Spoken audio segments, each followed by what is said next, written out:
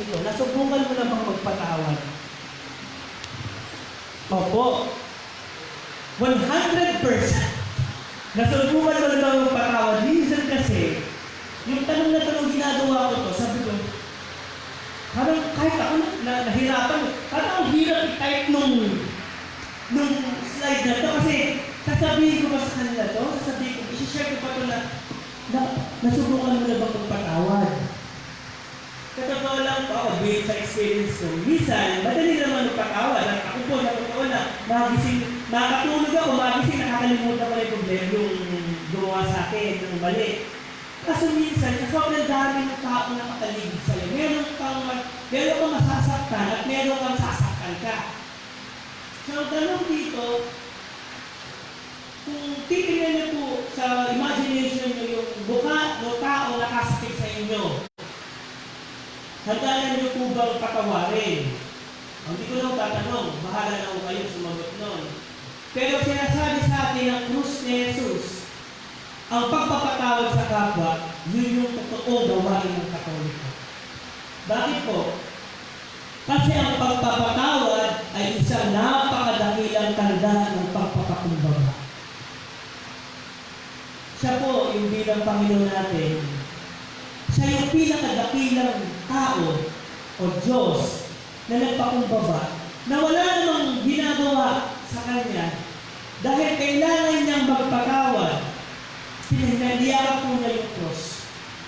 In-embrace mo yung cross. Kaya po dito sa pagpapatawad, siya po ay napakadakilang bagay para ikaw ay magpakumbaba. At yun po ang goodness. Yun po ang katotohanan. Pero sabihin natin, it takes time. Bilang mga tao, it takes time.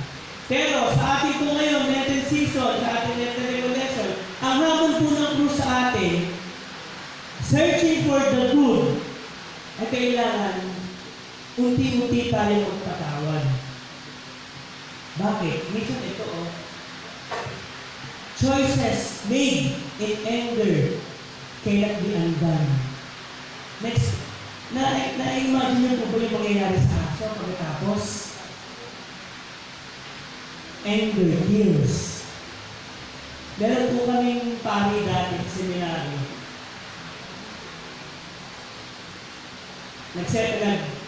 Basa siya ng gospel. Pagkatapos siya magbasa ng gospel, tumahimik lang siya ng mga 10 seconds. Tapos ang sermon lang niya, anger kills. Tapos niya siya tumahimik na lahat. Ang dami nalaro sa isip ko nun. Ang sabi ko, sana nakapari ko na lang mag-sermon, paisilang, tapos breakfast na. Pero alam niyo po yung tumimo sa akin nun.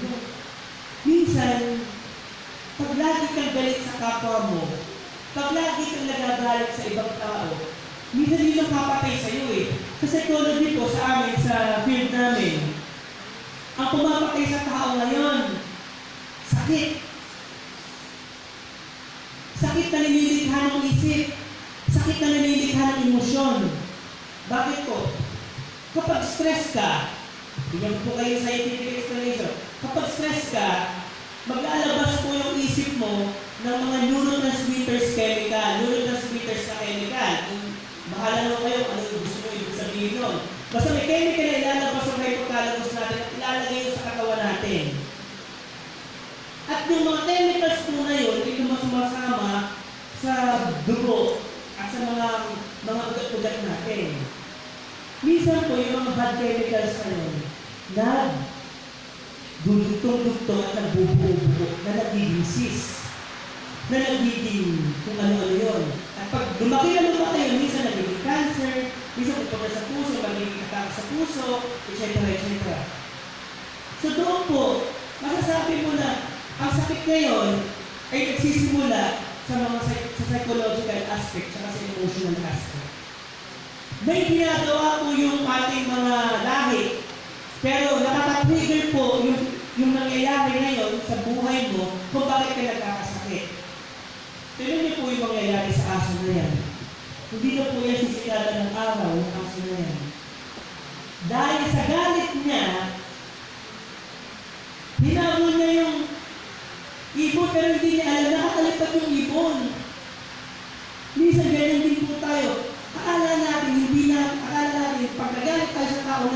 at nabugbog natin, napatay natin, nakala natin nang tayo mga tao, nakagilpit tayo sa kanya, hindi po, babalik po sa atin yun. And a bad attitude is like a flat tire. You can get very far until you change it.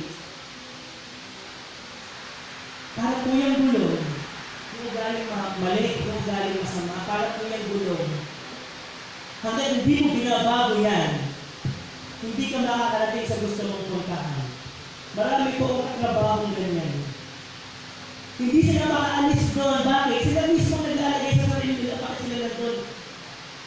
Kailangan baguhin po yung attitude na yun. Kailangan gawin mabuti yung attitude na yun para maka-move on. Kasi hanggang hindi umaalis yun, hanggang di mo pinatama yung mali para maging mabuti, hindi mo mapupuntahan yung gusto mong puntahan. At ito po yung isang nagiging problema bakit nagkakagulo tayo dito sa Pilipinas. The biggest communication problem is we do not listen to understand. We listen just to reply. Amen po ba? Minsan may kausap ng ganyan, hindi mo iniintindi yung kaaway mo, yung kausap mo eh. Hindi mo iniintindi sinasabi niya, ay iniintindi mo yung i-reply mo sa kanya kahit hindi mo alam yung context. Kaya hindi kayo nagtataka. Kaya nangyayari, sinabi niya to, may sasabihin ng telo sa sinabi niya, dahil hindi mo naiintindihan, magaganyan ng tayo, hindi matatapos na lalim yung away, hindi kayo mag-uusap ng mga ilang taon, makataking kayo sa puso pareho. Ganun po ang nangyayari. Kaya po dito, ito pong problema natin mga Pilipino. Sumasagot ka, hindi para sagutin yung sinasabi niya. Sumasagot tayo kasi para sabihin natin yung gusto natin isagot na wala yung context. Kung manunod po kayong news, ganyan yung nangyayari sa politics ngayon. Mga Dilawan, mga Duterte, nagsisiraan sila, pero hindi nila sinasagot yung mga patutsado ng bawat isa. Yung isa, sasabihin to, sasagot ng iba para siraan naman itong isa. Ano nangyayari? Hindi sila nagtutugma. Kaya, nag-aaway. Kaya hindi makita yung buti ng buhay. Nagpapatawad ka kasi wala kang nararamdamang sakit. Kaya tayo nagpapatawad kahit sa galit. Kaya tayo nagpapatawad kahit hindi natin maintindihan yung tao na yun sa nagagalit. Nagpapatawad tayo dahil alam mo sa sarili mo na healed ka.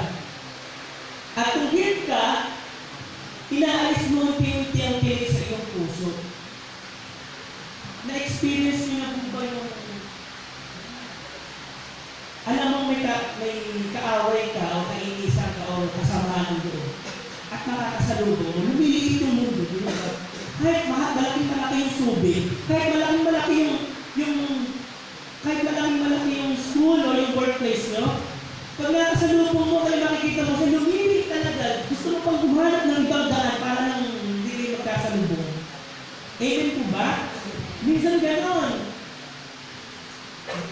At tuwing nakikita mo siya, at tuwing iisipin mo yung ginawa niya, na bumabalik yung sakit. Pag ganun po, sabi sa psychology, hindi ka pahid. So kailangan, ang galing mo, hindi yung tinik ng puso mo ngayon. Dahil ang sabi sa atin, ang tunay na goodness ay yung magpatawad. Mahirap, pero hindi imposible. Tama po ba? Mahirap lang siya, pero posible. Kaya naman. Ang minsan nga na, ang nagiging basehan natin para hindi tayo magkakawat, baka sabihin, siya na ang gumawa ng mali, ako kagad yung magpapatawad. Minsan po kasi yung ego natin ang nangunguna. Hindi po. Kasi nasabi sa atin ng krus ni Jesus, kung gusto po natin yung yakapin, ngayong mental recollection, ang totoong, ang tunay na goodness, kailangan sanay tayo magpatawad. At iyan po ay kasama din ang pagpapatawad sa sarili, yung self-forgiveness. Kung meron po kayong nagawa o meron kong nagawa na mali sa buhay mo na nakaraan, essential po sa sarili ang patawarin mo yung sarili mo. Kasi minsan, hindi ka makakapagpatawad ng ibang tao hanggang hindi mo papatawarin yung sarili mo. At importante kong patawarin yung sarili. Nasaktan ka, patawarin mo kagad yung sarili mo. Okay?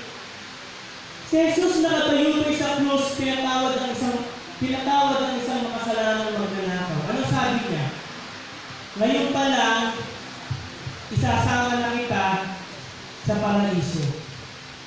Yan, madalas sinasabi. Si Jesus nga, Diyos nga, nagpapatawad, ikaw pa. Diba? Pero yan, yung sinasabi na yan na pagpapatawad ni Jesus, yan ay maka-Diyos na pagpapatawad. Pero ang hinihingi sa atin ay yung makataong pagpapatawad. It takes time, hindi naman minamadali yung pagpapatawad. Pero ang importante, kapag yun na yung sarili mo at ready mo na siyang harapin, kailangan natin patawarin. Kung hindi, mananatili iyon na sistema ng katawan mo na pwede at posibleng magkaroon ng neurotransmitters na mali. Na sa bandang huli, pag abot-abot yun at nagsama-sama, pwede maging sakit na magpapahirap sa buhay natin dahil sa tao na yun. Pero kung isang naghala na story sa Reader's Digest, 10 years na siyang hindi nakakatulog. Professional po siya. Nakalimutan ko na. Babae siya pero professional siya. Nakalimutan ko na kung talaga yung trabaho. Pero 10 years na siyang hindi nakakatulog. Pumunta na siya ng psychologist, pumunta na siya ng psychiatrist para painumin siya ng gamot. Pumunta na siya ng kung saan, nag-drip na siya, etc. Ganun pa rin, magigising siya ng umaga. Kaya ng mga sleep specialist, pinuntahan niya na, matutulog siya, magigising siya ng mga bandang alauna, alas 2. Hindi pa rin na siya nakakatulog. Nagkaroon siya ng sakit sa puso, nagkaroon siya ng high blood, nagkaroon siya ng fatigue. Dahil sa hindi pagtulog. Meron isang specialist sa pagtulog o sleep specialist na nagsabi sa kanya na pumunta sa pare, magkumpisal, mag-counseling. Baka ibang dimension na yung kailangan. Baka hindi na scientific yung kailangan. Baka kailangan natin ng medyo spiritual. Alam niyo po ako, nagkwento lang yung professional na yung sa pare. At naikwento niya yung tungkol sa tatay niya. Nagalit siya sa tatay niya. Di naman specify di sa Reader's Digest kung ano yung reason na nagalit. Isa lang ang sinabi ng pare, umuwi ka, patawaran yung tatay mo. Umuwi ka, patawaran yung tatay mo. Mahirap. Naglagay siya ng time frame kung kailan. Tapos, ready na siyang patawaran yung tatay niya, pinatawag yung tatay niya. Simula nun, nakakatulog na siya. Parang nagdahilan na. At yung tatay niya, pumanaw na. Yung po yung ginagawa ng pagpapatawad. Yung tinatanggal mo siya. Kasi pwedeng maging effect yun, physiologically, may effect yun sa pagkatao natin. Sa pagyakap natin sa krus, inaanyayahan din tayo ni Jesus na magpatawad. Kaya po bilang mga Katoliko, sa unang search na dapat natin gawin, kung ano yung good, yun po yung true, yun yung magpatawad. Dahil yan yung totoo sa atin bilang mga Katoliko, yung magpatawad. Kaya po mamaya, iisipin niyo po sa sarili niyo, bago kayo matulog, kaya mo na bang patawarin yung tao na yun? Kung hindi pa, it takes time. Pero, sinachallenge po tayo ng krus ni Jesus na magpatawad dahil yun yung totoo. Ang susunod po natin ay pagbibigay ng sarili. No. Dahil si Jesus, bilang Diyos, bilang tao, ibinigay niya yung sarili niya sa ating lahat sa krus. Dito po sa pagbibigay sa sarili, ang gusto ko po unang-unang malaman natin na tayo ay nasa reality na ikaw ay maraming nakapalibot sa inyong mga tao. Yan parang sa Facebook. No, kung tumingin ka ng friend mo, may friends. Yung friend mo, na friend mo rin, na yung friend niya, na friend mo, ay friend mo rin, at nagkaka-friendan kayo lahat. So, ang una-una po natin makikita dapat na ikaw, belong ka sa isang malaking grupo ng tao. Okay? Yung po una-una. At ikaw, hindi ka makikipag-transact sa ibang tao. Sigurado makikipag-transact ka kasi napapalibutan ka ng iba't ibang tao. Kaya, no man is an island. So dito po, habang pumapalibot ka sa mga tao na yan, diyan mo mapatunayan kung ikaw ba ay totoo at ikaw ba ay makakapagbigay ng sarili mo. For example po, masasabi niyo po ba sa sarili niyo na ang buti-buti ko naman dahil pinapakain ko yung sarili ko? Ang buti-buti ko naman dahil pinapaliguan ko yung sarili ko, tinatanggal yung putulang mo ng kuko, nagsusuklay ako. Pwede po ba yun? Hindi. Ang kabutihan po, kailangan ibigay mo yung sarili sa iba para masabing mabuti ka. Para sabihin mo na mabuti ka, kailangan ikaw may mapag-applyan ng isang tao para masabing mabuti ka. Hindi pwedeng puro sa sarili mo na, ang buti-buti ko, hindi pwede yun. So dito po papasok yung pagbibigay ng sarili. Ako po, hangang nga po ako dito kala Ate John at saka sa mga nakikita ko na simula pa, walang bayad, nagpo-volunteer. Yan po yung sinasabi ni Jesus sa yayakapin natin. Pagbibigay ng sarili. Sa munting paraan na ginagawa niyo po na yun, hindi niyo po napapansin, napakalaki ng inaambag niyo sa pananampalataya ng diocese of Iba, tsaka sa lumalago tayo bilang mga Katoliko. Iyon po ay isang halimbawa ng pagbibigay ng sarili. At maganda pong sabihin na dito sa Garden of Prayer, ako sa totoo lang, pag may pupunta ko dito, pag nakikita ko si Mama Mary, ang gaan-gaan ng pakiramdam ko. Bakit? Siya po ang halimbawa ng pagbibigay ng sarili. Tingnan niyo po, no? Yan yung sinasabi talagang from womb to tomb. Binigay niya yung sarili niya sa anak niya. So bilang mga tagasunod ni Jesus, na bilang mga anak ni Maria din, tayo din ay inaanyayahan din na from womb to tomb, ibigay yung ating sarili. Sa pagbibigay po ng sarili, hindi naman ito material lang. Kung ibibigay mo yung time, ibibigay mo yung talent, ibibigay mo yung effort mo, ito po ay isang pagbibigay ng sarili. Yung ginagawa natin na ito, na inihahanda tayo lahat sa pagsalubong sa Pasko ng Pagkabuhay, inaanyayahan po tayo na ibigay yung ating sarili. Hindi mo kailangan magpayaman para ibigay yung sarili mo. Basta maging masayahin ka lang ibigay yung sarili mo, sapat na po yun. God loves the cheerful giver. Kahit sa munting paraan, yung magwalis ka din sa Garden of Prayer, pag nakita mong madumi, yung mag-ayos ka ng silya dito, yung magpapalik ka ng tao para magsimba, yung po ay pagbibigay ka ng sarili. Maliit siya, pero napakalaki ng gagampanan. Sapagkat tinalay ko ang aming buhay upang ito'y kunin kong muli. Walang makakakuha nito sa akin kung sa ko itong ibinigay.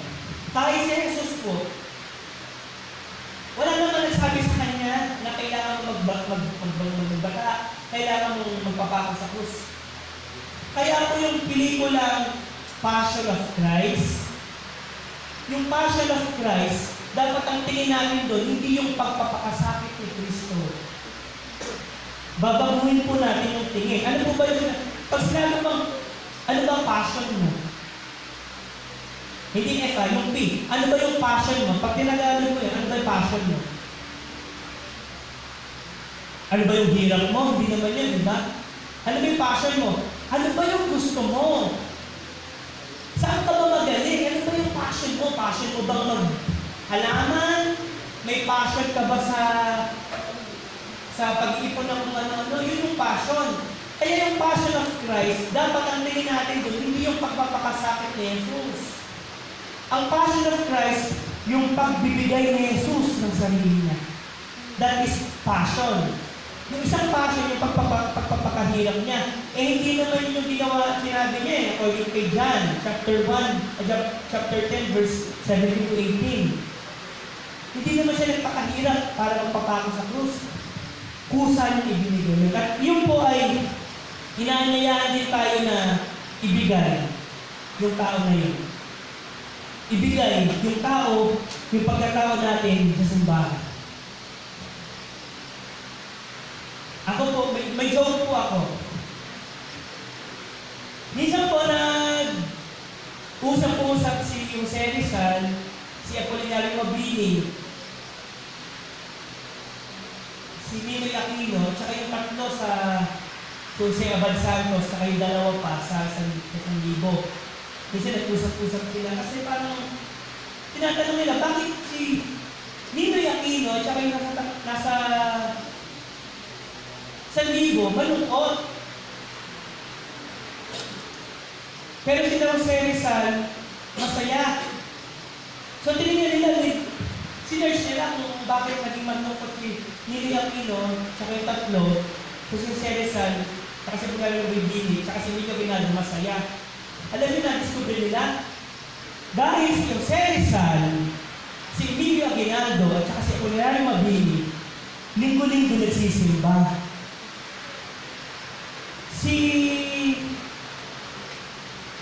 Yung tatlo nga sa 1,000, at saka si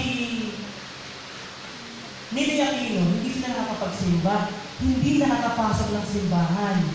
Lagi lang sila sa bangko, lagi lang sila sa sabungan, lagi lang sila doon sa pool, sa beach, lagi lang sila doon sa ATM, hindi sila pumapasok ng simbahan. Gusto niyo hubang maging masaya si Ninoy Aquino at yung tatlong nasa 1,000? Gusto niyo maging masaya sila? Papasokin niyo naman po ng simbahan, paminsan-minsan. Paano maging masaya din sila? Pero yung minsan, papasokin niyo sa simbahan, si Ninoy Aquino at yung tatlong nasa 1,000. Magiging masaya yon. Kasi pagbilang, di sila nakakapala ng simbahan, pero nakikita mo sa sabungan, makikita mo sa mall. Sama-sama na sila pero si Jose Rizal, Diyos ko, linggo-linggo, araw-araw pa, pumapasok ng simbahan. Yun po ay joke po yun. Nasa second po yun, sa siseryosohin yun. Pero yun naman po ay joke lang.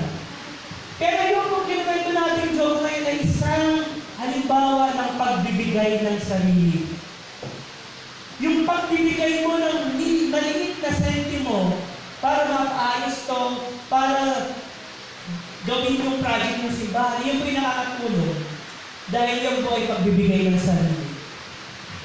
Ang pagbibigay ng sarili ay hindi nangangahulugang naubos ka bagkas nagkaroon ka pa. Yung pagbibigay ng sarili, hindi ka nawawalan kung nagbibigay ka. Amen? Hindi ka mawawalan basta ibinigay mo yung sarili mo. Bakit? Kasi pag binigay mo yung sarili mo, remember this slide, life is really very simple. What we give out, we get back. Kung ano yung binigay mo, kung puro kabutihan yung binigay mo, pagbibigay ng sarili, huwag ka mo magkalala. Babalik at babalik yun. Pero kung puro negative ang binigay mo, huwag kang hindi kayo mag-alala. Babalik at babalik din po yan. What we give out, we get back. Ganyan po ang sistema ng buhay. Yan po ang pagbibigay ng sarili. Nung nakaraang taon po, nung panahon na laging may bagyo, last year lang yun, yung letter O. Basta yung Manila nun, red rainfall warning. Ako po, every Saturday, ako po yung nag-aaral sa Maynila. So from Baliwag, Bulacan, tinatravel ko po yung Manila ng 2 hours pag-commute. Nung Saturday po yung klase namin sa grad school. Nung Friday ng gabi, umuulan na sa Bulacan, tsaka dito sa Zambales, may mga signal number 3 na. Pero sa Maynila, wala pa. So bilang isang estudyante din, hindi naman din kami nakakaligtas. Abangar din ako nung may signal ba, kung may signal, mag-declare yung mayor na walang pasok. Di ba? Pag ganun, pag nag-declare yung mayor na walang pasok, sarap ng pakiramdam, naroon na, nakapanjama ka pa, ano? Nung time na yun, gabi ng Friday, inihintay ko talaga mag-declare ng cancellation ng class si Herbert Bautista. Kasi si Herbert Bautista, kung saan ako nag-aaral, doon nakalagay yung school. So si Herbert Bautista na mayor ng Quezon City, hinihintay ko siya kung paano mag-declare. So nanood ako ng 24 oras, walang declaration ng Quezon City. Naghintay ako ng saksi, walang declaration ng Quezon City. Tumingin ako sa Baldina, walang declaration ng Quezon City. So naghintay ako. Sabi ko, tagal naman ito, mukhang may pasok talaga. Kaya sarap-sarap pa naman nung nakahiga ka lang, nakapulot ka pa. Nakatapat pa sa'yo yung electric fan, nagka-text ka, nakaganon ka lang doon sa kama, di ba? Sarap-sarap nun. Gumising ako ng madaling araw para lang abangan kung nag-declare na si Herbert Bautista. Wala pa rin. Yung umagang kay ganda, at saka isa, yung unang hirit, wala. Talagang Manila, walang klase, pero Quezon City, wala pa. Eh dahil nasa grad school ako, pag umabsent ka kasi ng isang araw, ng isang Saturday sa grad school, 9 hours na mawawala sa inyo. So from Baliwag, Bulacan, tumatay ako ng Baliwag Transit, at talagang sinuong ko yung ulan sa Bulacan. Pagdating ko ng Cubao, talagang nung ko lang nakita, ang klase ko kasi 12 noon. Nung ko lang nakita, alas 10 ng umaga, ganun kadilim yung Maynila. Sa sobrang dilim, parang babagsak na talaga yung langit. Parang pagabi na. Sumakay ako ng LRT, sumakay ako ng tricycle, alam mo bang pagbaba ko ng gate ng school, tsaka nilagay ng guard na classes are cancelled. Alam mo ba, nagmumura yung isip ko, talagang hindi ko alam sa mumurahin ko. Talagang napaksaktuban ako ng langit at lupa. Ang maganda nun, wala akong dalang payong. Ito po yung predisposition ko ng araw na yon. Gutom, dahil ang strategy ko po, pag pumapasok ako ng Sabado, doon ako nakain. Gutom ako, puyat, kasi nga, abangar, nagantay ka magdamag hanggang sa madaling araw, di ka nakatulog, at pagod. At yun po yung talagang nasa pakiramdam ko. Puyat, gutom, pagod. So wala akong magagawa. Di naman ako pwede pumunta ng City Hall ng Quezon City. Magmura ako doon. Magalit pa. Siya galit ako sa buong mundo. May nakita nga akong pusang nasipa ko pa. Sumakay ako ngayon ng tricycle, LRT, tapos tricycle ulit. Alam ko, ito pinaka-challenge sa akin. Pagsakay ko sa tricycle, ito yung mag-ikukwento ka natin lang. Secret lang ko ha. Nung pagsakay ko sa tricycle, talagang basang-basa na ako ng ulan. So, umupo na ako. Kinalapit ako ng driver ng tricycle sa Cubao. At yung tinuro sa akin, may nakasulat doon sa ilalim ng tricycle. Ang nakasulat, pakituro na lang po sa tricycle driver kung saan kayo bababa. Pipi at bili po yung driver. Bitingan ko sabi ko, pagod ako, kaya wala na akong pasok, pumunta ako dito lang wala, naggastusan ako ng pera. Sa libo-libo ng tricycle na bibus, sasakyan ko sa Cubao, tricycle driver na pipit din pa yung nasakyan ko. At first time kong nangyari sa akin yun, ewan ko kung bakit. So nag-isip ako ng strategy kung paano sasabihin na sa Baliwag Transit ako bababa. Sa sobrang init ng ulo ko, hindi ko na alam kung paano ko sasabihin yun.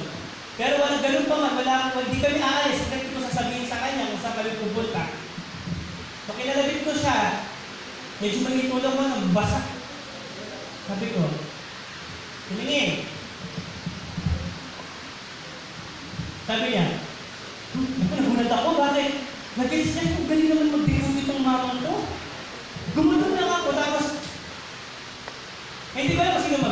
bumaba dahil action ko. O siya ay nag-decode. Pero sabi ko gano'n ako na, nagano'n talaga ako kasi, nag-decode yung gano'n. So, pinadjust niya yung tricycle, dire-diretso na kami. Dahil hindi niya alam kung gaano ka-ingay yung makina niya. Ang bilis-bilis talaga namin. So, dahil dun sa Maynila kasi yung tricycle, walang mga trapal. Yung driver lang may trapal.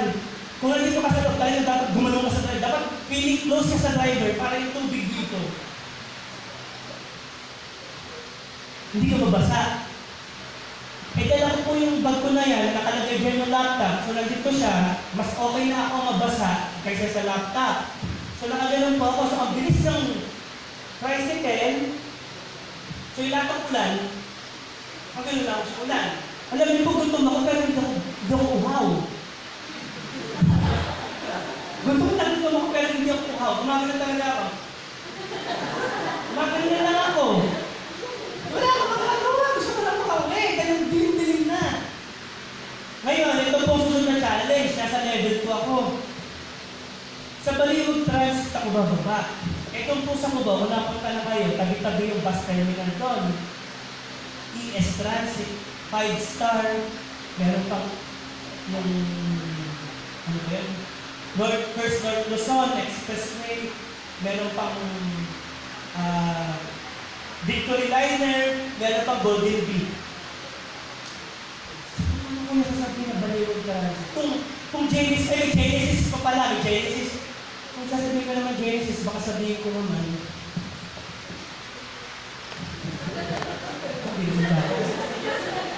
Sabi ko, lalo mas mahirap kung sa Golden Bee. Gagano pa ako. O diba? Mas magaling yung 5-star. Gagano lang ako, makukuha na niya. So, paano ko sabihin Baliwag Transit? Kasi yung Baliwag Transit ko yung bultal. Hindi naman pwede gumalong pa ako sa kayo. Hindi naman niya alam kung ano yun. Bakit mo nasasabihin yung Baliwag? Hindi mo pwede yung ganon. Eto, sakto dala ko yung bag ko na yan. Color green kasi yung Baliwag Transit. So, pinalamit ko siya. Kasi tinulong ko lang yung bag. Tapos sabi niya, galing labang mo, Baliwag yan. Hanggang sa binaba ako sa Baliwag Transit. Sa sobrang tuwa ko, 17 pesos yung pamasahe, ginawa akong 20. Pinagmalaki kita ng piso. Bakit? Sa sobrang tuwa ko, binigay ko talaga yung 20. Alam niyo ba, tuwang-tuwa sa pumalakpak siya. Pero palakpak ng TV. Tapos bumaba ako. Alam niyo po yung galit sa puso ko, yung pagod, yung gutom, maliban na lang yung uhaw, yung puyat, nawala po sa akin lahat yun. Nung nakita ko yung reaction ng tricycle driver na yun. At ipinahiya niya ako sa buong mundo, pinahiya niya ako sa sarili ko. Alam mo bakit? Ang pinag-aalaga ko po ay psychology. Yung mga positive, na dapat positive ka sa buhay, kailangan naiintindihan mo yung mga tao, kailangan yung pasensya mo mahaba. Pero yung pagkakataon na yun, mas naging psychologist siya kaysa sa akin. Ipinahiya niya ako sa sarili ko. Na, ikaw nga napagod ka lang, ikaw nga puyat ka lang, ikaw nga wala ka ng pasok. Ako, bibig-bingin, pero nagka-tricycle ako. Pero tingnan mo tingin ko sa buhay, outlook ng buhay ko, positive pa rin. Ayan, alam niyo po na nakasakay ako sa bus. Di ba sa bus may moment tayo na ganyan lang sa salamin, tapos tinitingnan mo yung mga nadaanan, tapos nagkika ng tubig, tapos yung nagtitinda. Ang moment ko na napahinga ako ng kay Kuya Tricycle Driver. Binigay niya yung sarili niya sa akin. Ako hindi ko binigay yung sarili ko sa kanya. Nung ibinigay niya yung sarili niya sa akin, bumalik ba yun sa kanya? Yung positive na pagbibigay niya sa akin ng sarili, bumalik ba yun sa kanya? Bumalik kasi nagkaroon siya ng 3 piso pa. At yung saya na yun, hinawa niya ako. At yung saya ko, nahawa niya ang saya ko. Naging masaya ako nung umuwi ako. Pinalitan niya yung galit ko ng saya. Yun po yung ginagawa ng pagbibigay ng sarili. Basta binigay mo yung sarili mo kahit maliit na pagkakataon lang. Sabi ko nga po sa inyo, magwalis ka lang dito. Mag-ayos ka lang ng silya. Magtinda ka lang sandali. Magpunas ka lang dyan. Napakalaking pagbibigay na ng sarili. At babalik po yun. Sa mabuting bagay na yun, babalik at babalik po yun.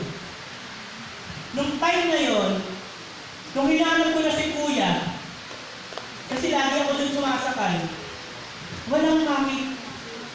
Sabi ng mga tricycle driver, hanggang nung Sabado, tanong ako, wala naman daw tricycle driver na pumipilang pipit-bili dun. Pero hindi po niya. Pero bakit talaga dyan? Pipit-bili. Natawa pa nga siya, Sir, sa amin, hindi ka bibigyan ng LTO ng clearance kapag pipit-bili ka kasi hindi mo marinig yung makina kung nasa tabi ka. Hindi, meron talaga. Naliligit lang ako sa bus. Pero hanggang ngayon, hinahanap ko siya. Every Saturday na may klase ko, hinahanap ko siya, pero wala pa nakakakita doon. Pero ang point sa tao lang, pero ang point doon, what you give out, you get back. At yun po yung pagbibigay ng sarili. Kaya kung gusto nyo maging masaya, si Ninoy at saka yung tatlo sa 1,000, pagsimbahin nyo naman. Pagsimbahin nyo, o kaya Ninoy, bigay mo sa akin mamaya, pagsisimbahin ko sa susunod. Kasi dati masaya lang si Apolinario Mabini, si Emilio Aguinaldo, si Seresa lalo na.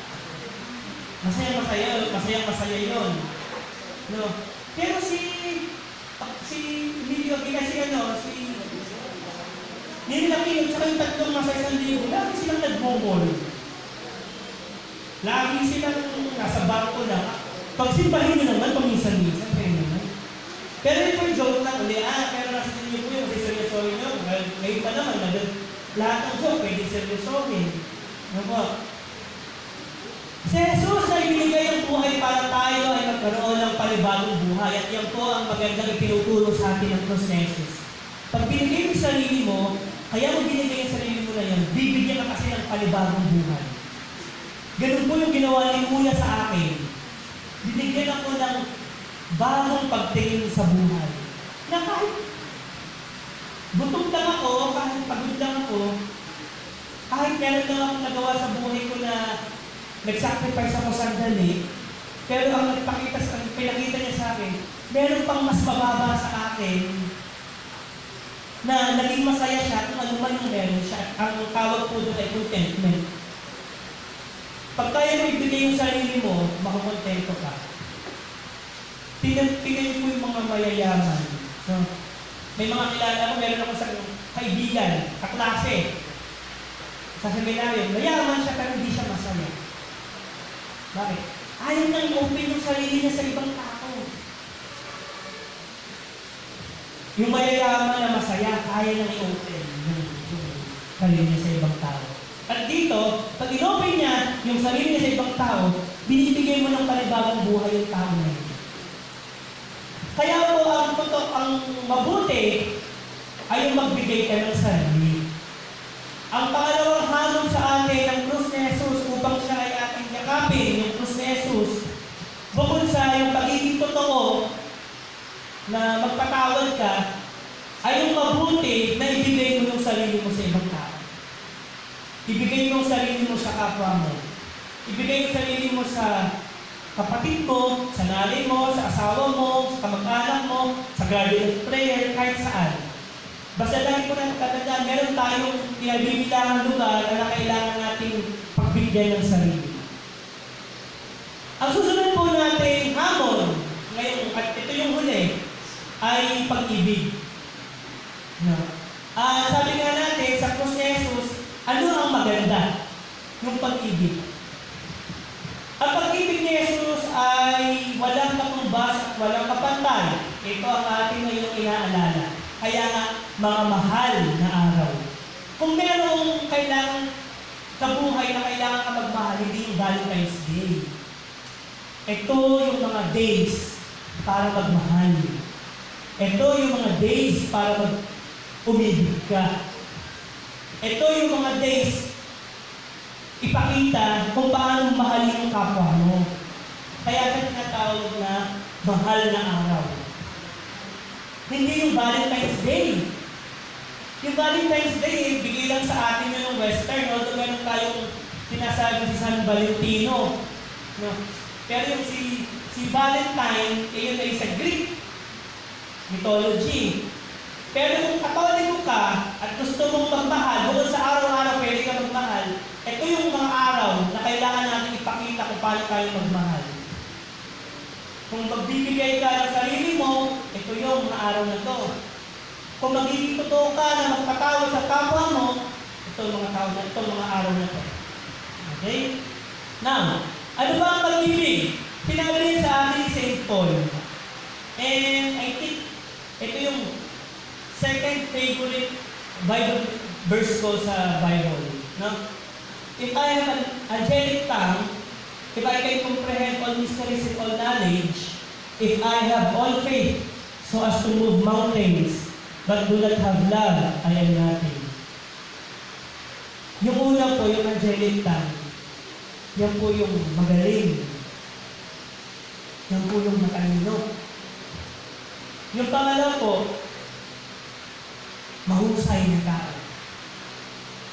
Yung pangatlo po, kahit ikaw yung pinakamalakas na tao, yung tatlo na yan, mababaliwala yan kung nasa ka lahat pero wala kang pag-ibig, wala ka din. At sinabi sa atin niya ni St. Paul, bakit? Kasi, ang unang-unang dapat lang natin gawin dito sa buhay natin, mahalin yung sarili at mahalin yung kapwa. To love ourselves and to love our kapwa. Papaliwanag ko po mamaya kung bakit sinabi. Ginuwa ko yung salitang kapwa kaysa sa others or neighbor. At makikita po natin yan sa Ebanghelyo na sinabi ni Jesus sa Mateo 22 verse 39. Love your neighbor as yourself. Dito po, dalawa na kagad yan. Mahalin mo yung kapwa mo kasi mahal mo yung sarili mo. Kung paano mo minamahal yung sarili mo, gano'n mo din mahalin yung kapwa mo. At dito sa pagmamahal, sinasabi sa atin na ito po, isang lecture kami sa Psikolohiyang Pilipino. Ito pong salitang kapwa, sa psychology po, ito lang yung salita na konsepto na nakapasok sa mundo ng psikolohiya. Yung salitang kapwa. At yung konsepto po ng kapwa, sa ibang bansa, walang ibang salitang kapwa. Bukod sa translation. Bakit? Yung kapwa po, kung magbibigay ng kahulugan niya ay banyaga, ang ibibigay po sa ating equivalent ng kapwa ay neighbor, or other person, or others. Pero dito, bilang mga Pilipino, sa psikolohiyang Pilipino, ang kapwa po, ay tinranslate sa shared identity. Yan po ang direct translation ng kapwa. Shared identity. Ano ibig sabihin nun? Kung ano meron ka, meron din ako. Kung ano yung mawawala sa'yo, pag nawala, mawawalan din ako. Yun po yung salitang kapwa. Kaya dito sa Pilipinas, meron tayong tinatawag na pakikipag kapwa-tao. Meron nga ba kakilala ni Mr. Jonah sa Bulacan? Lagi niya sinasabi, kapwa-tao. Kapwa-tao. Puro kapwa-tao, kapwa-tao. Tama po yun eh. Bakit? Yung pakikipagkapwa-tao mo, kaya ka nagagalit sa tao na yun. Kaya kailangan mo itama yung tao na yun. Kasi kung ano man yung gawin niya, apektado ka. Bakit? We have our own shared identity. Kaya dito sa Pilipinas, kapag pinagsasabihan ka ng magulang mo, o pinagsasabihan ka ng boss mo na may ginawa kang mali, makinig ka. Bakit? Kasi kapwa-tao ka niya. Mas nahirap, kung may ginagawa kang mali, hindi ka pinagsasabihan. Hindi ka kapwa-tao. Hindi ka ka-shared sa identity niya. Kaya dito, maraming kabataan dito. Pag napagalitan, always remember this. We have our own shared identity. Kaya kailangan ko sabihan. Kasi ano man ang gawin mong mali, apektado yung magulang mo, apektado apektado yung pamilya mo, apektado lahat. So, ganun din na tayo dito sa lipunan natin, lahat ng guardian prayer. Kailangan, suriin natin yung gagawin natin. Bakit? Pag may ginawa tayong mali, meron siyang isa lang magkamali. Lahat maapektuhan. Ganun din naman yung pag nagmahal ka. Kaya mo sa mamahalin, hindi para ibalik niya yung pagmamahal na bigay mo.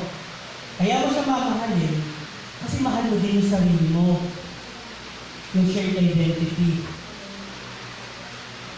Ako po, nalulungkot po ako pag nagka-counseling. Meron ako isang counseling. Yung boyfriend lang niya, ang friend niya sa Facebook.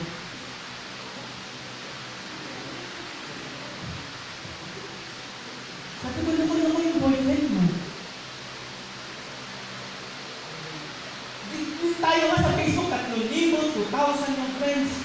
Pero siya, isa lang. Kaya sabi ko sa kanya, kailangan mahalin mo yung sarili mo. Kasi pag iniwan ka ng boyfriend mo, walang matitira sa iyo. Kasi hindi kayo shared identity. So dito, sa pagbibigay sa pagmamahal, kasama natin iisipin yung kapwa-tao. Kasi importante yun. Next, in every action you will take, you must allow love to approach. Kahit anong gagawin mo po, kahit anong gagawin natin, lagi nating papapasukin yung pagmamahal. Lagi nating papapasukin yung pag-ibig. Bakit? Because God is love. Lahat ng gagawin natin, kailangan may pag-ibig. Lahat ng gagawin natin, kailangan nandun yung pagbibigay ng sarili, nandun yung pagpapatawad, nandun yung pagiging totoo. Kasi yun yung pagmamahal. Yun yung pag-ibig. At there are million different ways to say I love you. Ito po, hindi ko alam ng iba. Minsan nagtatampo yung magulang, minsan nagtatampo yung anak, pag hindi nasasabihan ng boyfriend ng asawa, pag hindi nasasabihan ng I love you. Pero sa totoo lang po, there are million different ways to say I love you. Yan. Kumain ka na ba? Okay ka lang ba? Magpahinga ka na, pagod ka na. Akin na, tutulungan kita. Ingat ka lagi. Sige, naiintindihan kita. Pinapatawad na kita. Lahat-lahat na yan. Iyan po ay pagmamahal din. Hindi mo kailangan sabihin na, kumain ka na ba? I love you. Okay ka lang ba? I love you. Pinapatawad na kita. I love you. Ngayon po, kahit hindi ka sabihin I love you, marami pong paraan ang magmahal ng kapwa. Ano kailangan natin gawin? You just have to listen. You just have to listen. Minsan kasi demanding tayo sa salitang love. I love you. Pero hindi natin nakikita, may mga ganito na magsasabing, minsan matitindi pa to sa I love you. Minsan may I love you nga, hindi naman totoong I love you salita lang siya. Pero minsan ito, yung sabihan ng asawa mo na nakita kang malungkot, okay ka lang ba? Hindi yun dahil nagsasabi lang siya na okay ka lang ba? Dahil shared identity kayo, dahil mahal ka niya, tatanungin ka niya, okay ka lang ba? Yun ang sabihin, yun yung paraan niya para sabihin niya na mahal kita, tatanungin kita. At marami pa pong pwedeng words na ikukulit ka sa pagmamahal. Pero ito po yung makasabi natin mga salita na hindi naman natin na kakalimutan sabihin sa ibang tao. Na pag sinabi natin sa ibang tao, kailangan mo lang pakinggan. Lalo na pag sinabi sa iyo. Kailangan mo lang pakinggan para mas makita mo yung salitang I love you. Ang kamatayan ni Jesus sa krus ay tanda ng pag-ibig niya sa buong sangkatauhan. Kaya inaanayahan tayo ni Jesus na umibig gaya ng ginawa niya sa atin. Sabi ko nga po kanina, ito yung mga araw na kailangan natin ipakita yung pagmamahal. Pero sa krus po ni Jesus, ang pinakadapat natin ipakitaan ng pagmamahal ay ang ating Diyos. Kung hindi po tayo nakakapag-umpisan, ito po yung panahon para tayo magkumpisan. Wala naman dito, pero maraming tayong mga simbahan dito na pwede pagkumpisanan. Dahil ito po yung mga araw na ibinubuhos ng Diyos ng pagmamahal niya. Sulitin po natin. Sulitin po natin. Ito yung mga mahal na araw na dakila at mapagpala yung pagmamahal niya. Sa season po ng simbahan, kung makikita niyo po, kung meron tayo kung makasubaybayan yung season ng simbahan, mula December 8, na pagkatapos ng Christ the King, yung December 8, papasok, hanggang sa makaikot po. Ito yung pinaka-importanting panahon sa kalendaryo ng simbahan. Yung Lenten, tsaka yung Easter season. Binubuhos naman ng Diyos lahat, araw-araw. Pero ito, special to kasi dito ipinakita ng Panginoon na siya ay Diyos. Dito ipinakita ni Jesus na siya ay Diyos at siya ay tao. At sa katawan ng tao, sinasabi din niya sa atin na may kalawalhatian din mararating ang katawan natin dahil siya bilang tao at Diyos, narating niya ang kalawalhatian. So itong mga mahal ng araw, ito po ay kailangan natin sulitin. Kaya po nakatutuwa na at least dito sa pagsisimula ng mga mahal na araw, nagkaroon tayo ng Lenten Recollection kasi i-ready po tayo dito sa Easter Sunday. So dito po sa ating Lenten Recollection, ang pangatlong sinasabi sa atin ng searching for beauty, yun po ay yung umibig ka. Yung umibig ka, gaya ng pag-ibig mo sa kapwa, sa sarili mo, at saka sa Diyos. Yung searching for the good, the true, and the beautiful, yan po yung hamon sa atin ng krus. Na sana tayo mga Katoliko, bilang mga totoong Katoliko, sana po tayo ay magpatawad. Hindi man ngayon, pero kung healed na tayo po ay nanayang magpatawad.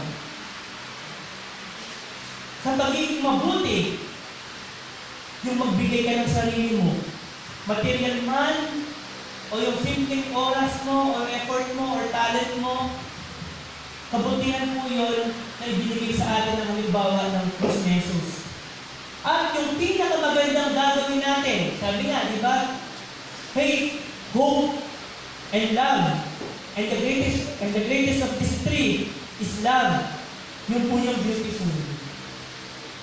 Ito pong tatlo na to yung isi-search natin ngayong mga mahal na araw. At sana po, hindi na matapos yung pag-search ng tatlo na to ngayong mga mahal na araw. Sana po, all year round po ito. Bakit? Kasi sabi ko nga po kanina, tayo po ay nabubuhay sa culture of death. Kung meron lang po dito mga tao na magpapaliwanag tungkol sa culture of care at manggagaling po niya sa loob ng bahay, kaya po natin tabunan yung culture of death. Yan po ang pinakakalaban ngayon ng tao, culture of death. Papalitan po natin yun ng culture of care. To searching for the truth, the good, and the beautiful. Na siyang inaalay sa atin ni Jesus sa kanyang krus, na siyang ibinibigay sa atin ng mga Katoliko, na siyang inaanyayahan tayo bilang para yakapin natin siya ngayong mga mahal na araw. Kung patuloy kang magpatawad, patuloy kang magbigay ng sarili, at patuloy kang umibig sa Diyos, sa kapwa mo, at sa sarili mo. Bilang pagtatapos po, may pinagawa pa akong cruise. Nandiyan na ba, Mr. Jonah? Yan. Sige po. Ito po yung nagawa na natin, kailan ba yun? Kalimutan ko na? 2 years ago? 3 years ago? Sige po. Sige, brother, pakilagay na lang dito. Ihiga na lang dyan. Yan. Para mas maganda yung harap. Yan. Bilang pagyakap po sa krus at bilang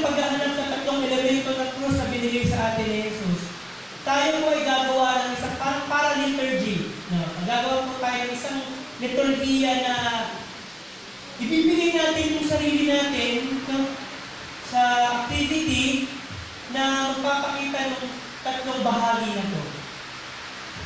May papel ba sila ito? Wala. Baka kung may papel kayo kahit scratch. Hindi po. Ganito po yung gagawin natin kahit paghiraman na lang po ng ballpen o kaya ng papel. Ay, yung ballpen na po yung papel. Dito po, isusulat nyo po dito sa maliit na papel.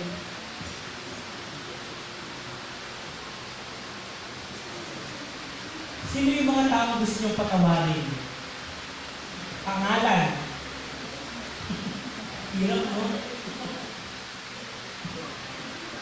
Paano mo ibibigay yung sarili mo? At paano ka iibig? Dito po sa tatlo na to, mamimili lang po kayo ng isa. Sino papatawarin mo? Ano yung mga kasalanan mo sa Diyos na pwede mong ialay sa Kanya? At ano yung mga pwede mong gawin para umibig ka sa kapwa mo? Susulat niyo po sa papel yun. At mamaya po, ididikit natin doon sa krus. At pagkatapos po tayo dumikit lahat sa krus, mamaya, doon tayo sa harap ni Mama Mary na lang, Sister Jonah, kukunin po natin isa-isa at susunugin natin sa harap ni Mama Mary. Ayun na po yun. Mamili lang po kayo sa tatlo. Yung una, handa na ba ako magpatawad? Kung handa na, isulat mo yung tao na gusto mong patawarin at bakit mo papatawarin. Pangalawa, pagbibigay ng sarili. Ano ngayon yung mga gusto mong ikumpisan sa Diyos na kailangan mo ng kalimutan ngayong mga mahal na araw? At sa pag-ibig, paano ka iibig? Ano ang mga gagawin para umibig ka? Mamimili lang po kayo sa tatlo ngayon. At mamaya po, gagawin natin sa pag-aalay din sa krus.